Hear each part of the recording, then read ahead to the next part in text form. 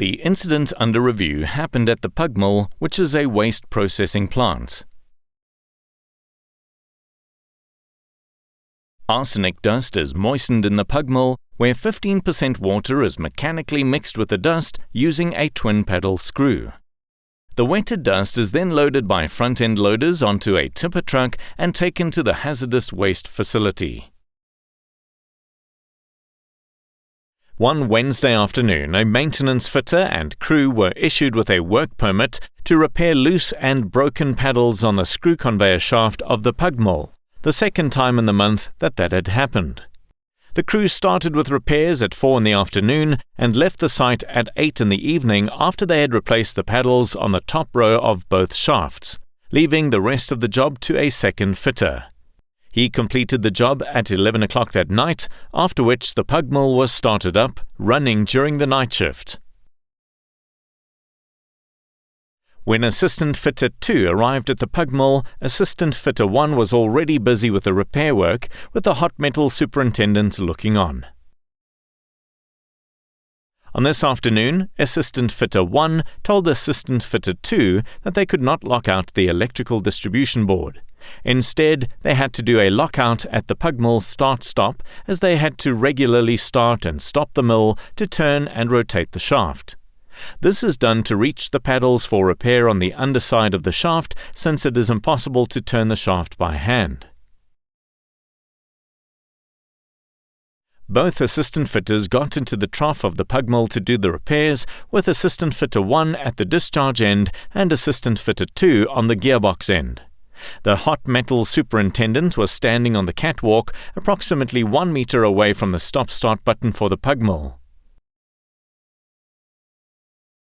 To get to the underside paddles of the shaft, both assistant fitters had to climb out of the Pugmill trough, an action they had to repeat several times. Assistant Fitter 1 would then start the Pugmill at the stop-start and run the motor until the shaft was in the correct position to reach the paddles. Assistant Fitter 1 would then stop the Pugmill at the start-stop. The two would then get back into the trough to do the repairs. After the first part of the repairs had been completed, 2 boilermakers arrived at the Pugmill to ask whether their services were required.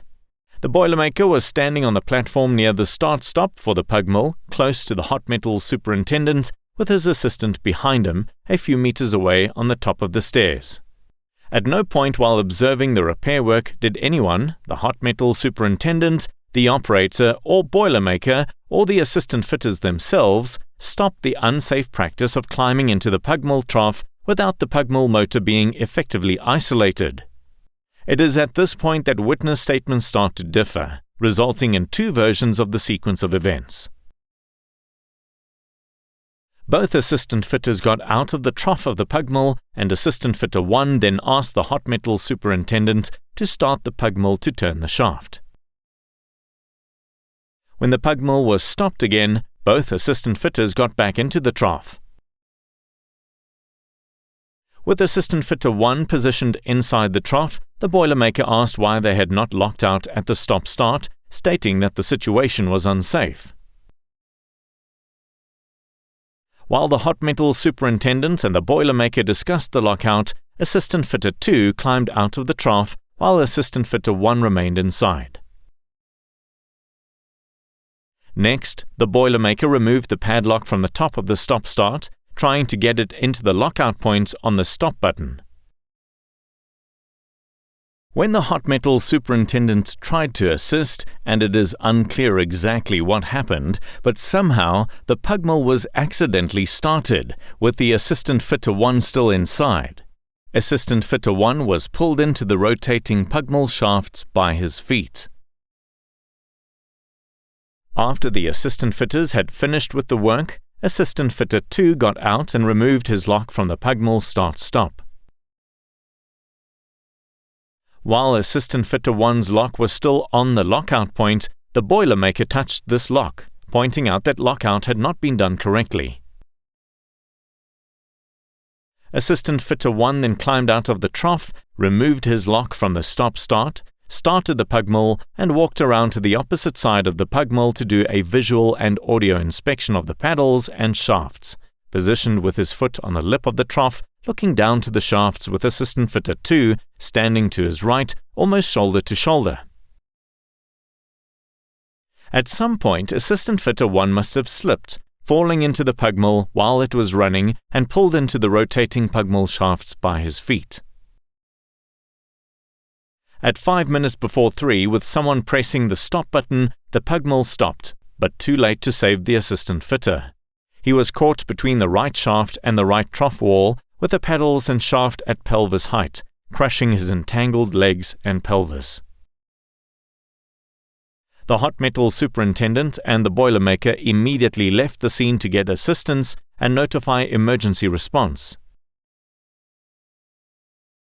The senior electrical engineer then took charge of the incident scene, having the electrical energy to the Pugmill isolated, with all circuit breakers turned off at the DB and electrical cable to the Pugmill motor cut and taped. The emergency team arrived some 15 minutes later, administering first aid, intravenous treatment, and oxygen.